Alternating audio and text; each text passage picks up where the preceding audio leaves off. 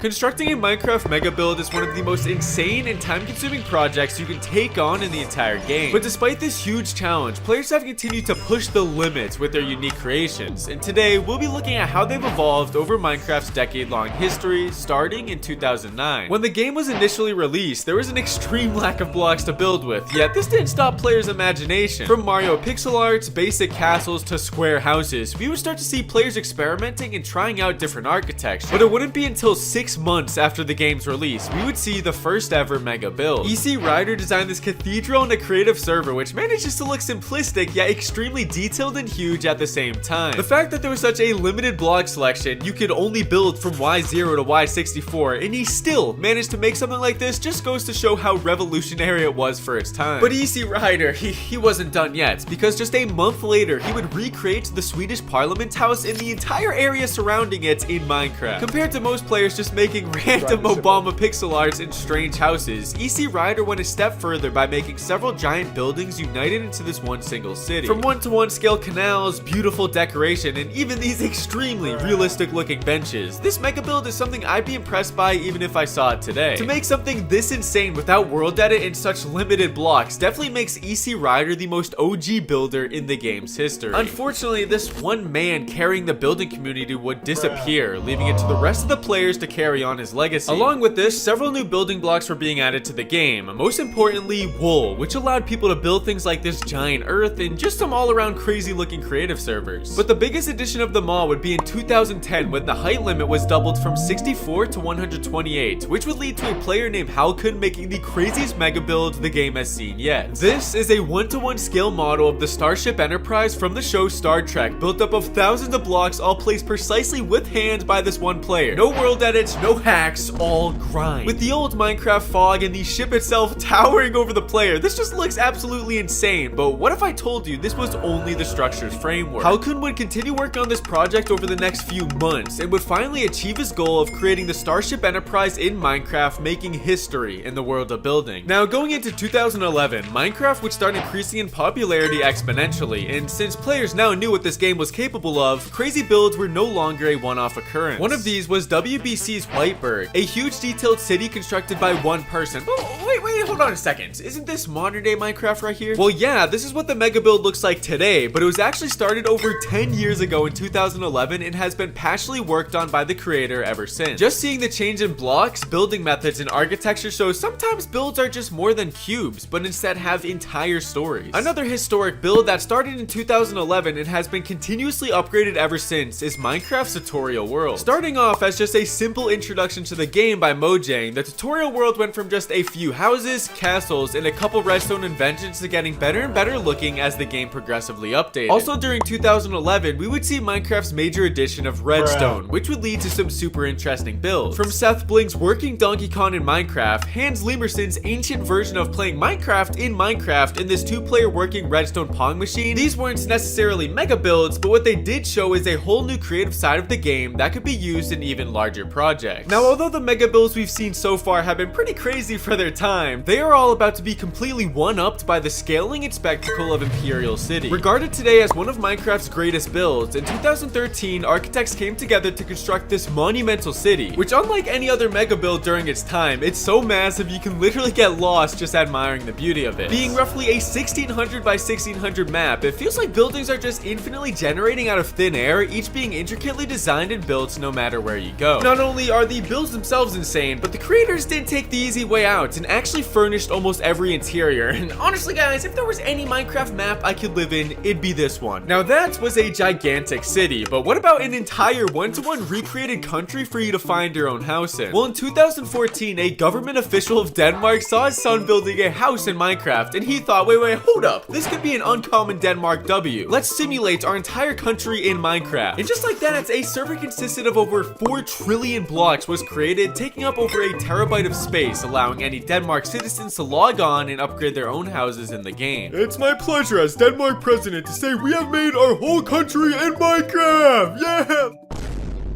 Everybody run! Oh my god! Unfortunately, this turned out to be a common Denmark L, as Americans actually raided the server with the forgotten TNT minecarts and built tanks and flags over the innocent house ruin, which caused Denmark to take the server down. But this whole thing had me thinking, if you truly wanted to grief Minecraft's biggest builds, then you yourself would need a military mega build. So to see what that looks like, I brought two artillery experts, Pingu and Cades, together, and whichever one of them wins an intense 1v1 with their builds gets $1,000. 3, 2, 1. On the desert side, we got Team Pingu representing today's sponsor, War Thunder, with a bunch of several redstone builds matching exactly what you can pilot and control inside of War Thunder, like the Panzer 1S, the Little Bird, and Yak 141. Then on the other side, we got Cades representing Minecraft. It's just a giant cube filled with a bunch of deadly weapons. Oh gosh, what is it doing? Oh god, big cannon! Yo, what the heck? War Thunder is a strategically rip those babies for miles. No way.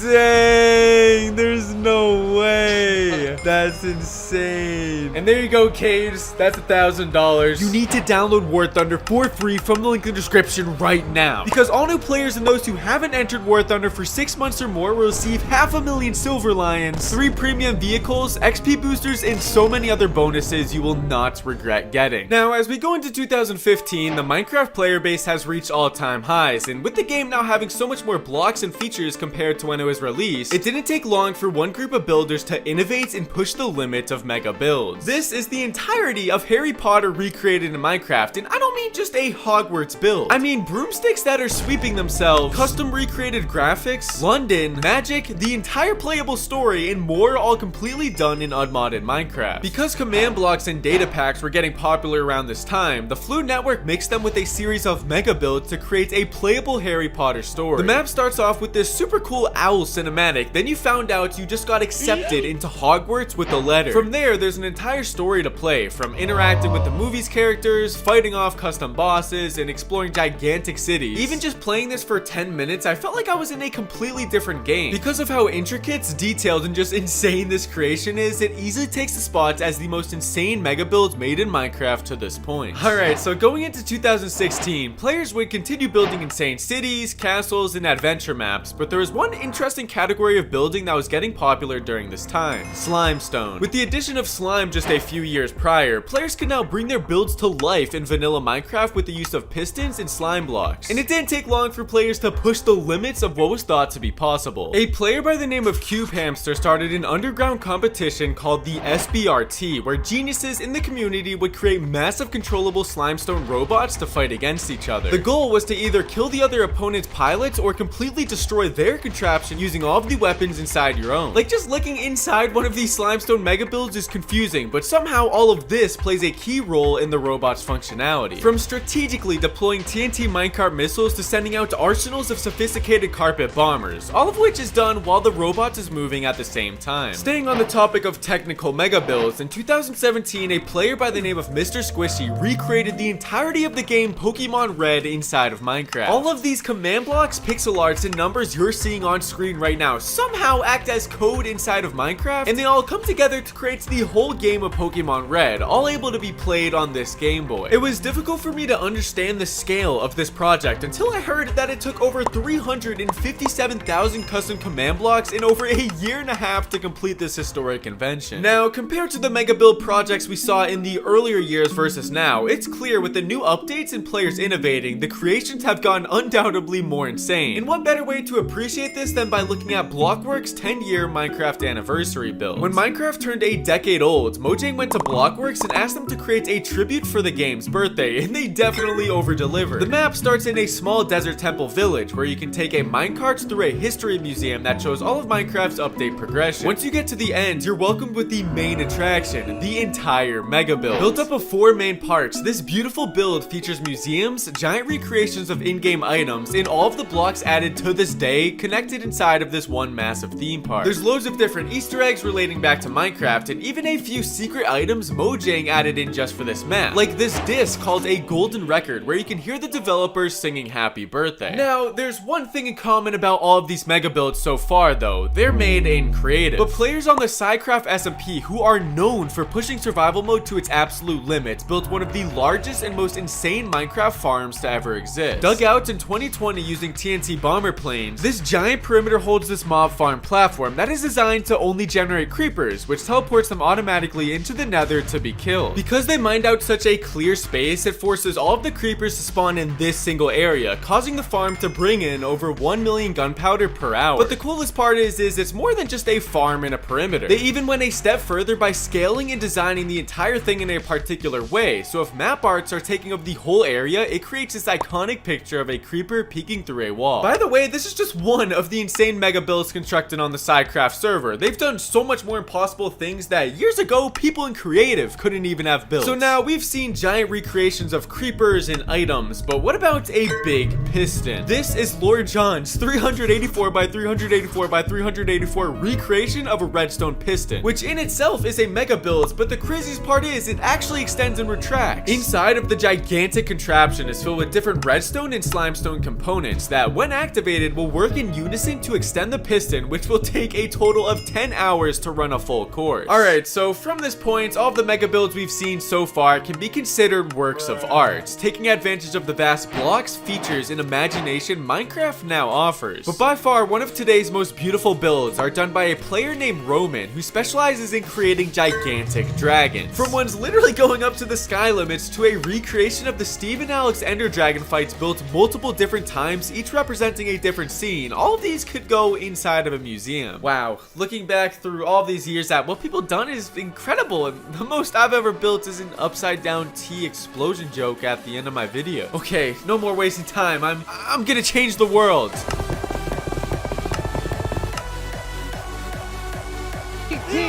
Son!